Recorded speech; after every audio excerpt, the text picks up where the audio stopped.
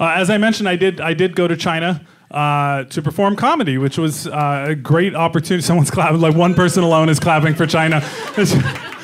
Austin got like a whole bunch of woo, and then like, you know, is it the world's most populous nation? I think, yeah. One person's like, no, I like them. I was very excited as well. Your applause are correct. But I got 4 days notice. And they called me and they were like, can you be ready to go in 4 days?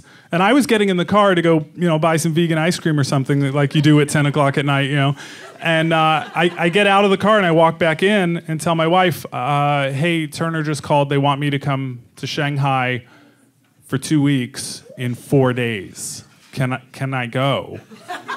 And my wife said, yes, of course, you have to. It's China, you know, which means either that I have a really cool wife or I'm just not that great a husband.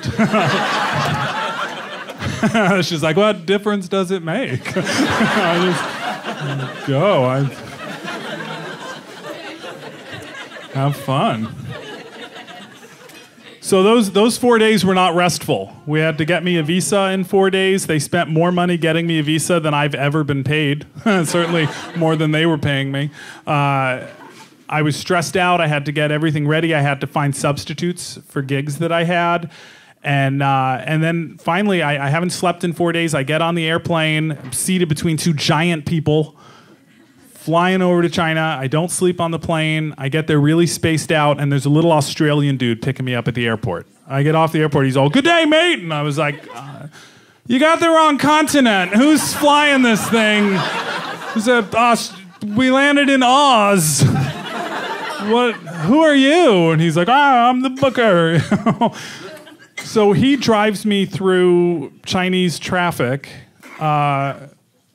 Okay, America, you get bagged on for a lot, and you deserve it. But there are two things that you do really well, and that's drive and stand in line. If Europe and Asia and the rest of the world could learn that freeway lines aren't just suggestions, and how to just stand in a line, not just all squeezed together toward the entrance until one of you pops through. So, you know, God bless America indeed. You guys stand in line like pros.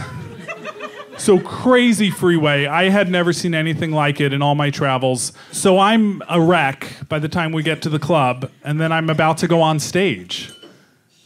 And the munchkin says to me, he says, hey, there are 3 things that you can't talk about on stage in China or the government will shut us down. And I went, oh, yeah, that, you know, please tell me what they are. Maybe in the future email a comedian about that, a little bit of notice. You know, if he was like, relationships, I'm like, bah, you know what? Children, you know. He says Tibet, Taiwan, Tiananmen Square. The 3 T's, easy to remember. And I went, Tiananmen Square, there goes my whole act. Thank you. You know, I wasn't worried about it, because I don't have any comedy about those places that say they're not China, but China disagrees at all. And so I just get on stage.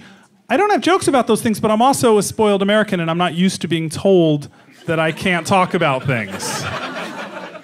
So my mouth just starts doing my act that it had memorized, and my brain's up here going, we can make Tiananmen Square funny. I remember there was the guy with the tank, and then the machine guns. And as my brain's working on this, I hear my mouth say to the Chinese audience, I have a daughter, which is a normal thing that I say in my act. But then my mouth goes, no, it's cool, I'm American, like we're happy with it, we're gonna keep her.